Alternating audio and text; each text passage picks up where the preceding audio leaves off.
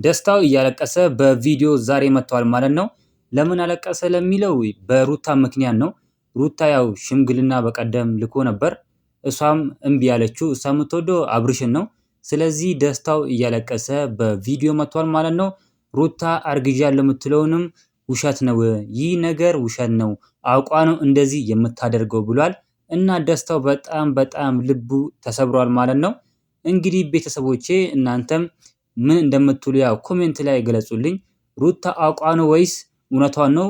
ለደስታ ፍቅር አላት ወይ የላትም የሚለውን እናንተ ኮሜንት ላይ ንገሩኝ። እሷ ግን እኔ እንደሚመስለኝ አብርሽን ነው የምትወደው።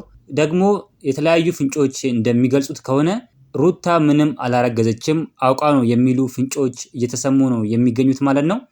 እና እናንተ ቤተሰቦቼ ይህ ነገር እንዴት ነው ሚሊዮን እስኪ ኮሜንት ላይ እናንተም ጻፉልኝ። እና በቀጣይ ቪዲዮም የተለያዩ ነገሮችን ይዘንላችሁ እንመጣለን። እስከዚያው እንግዲህ ቻናሉን ሰብስክራይብ እያደረጋችሁ ቪዲዮንም ላይክ እያደረጋችሁ ይሄንን ቪዲዮ ለነ ሩታ አድርሱት። አመሰግናለሁኝ። ቻው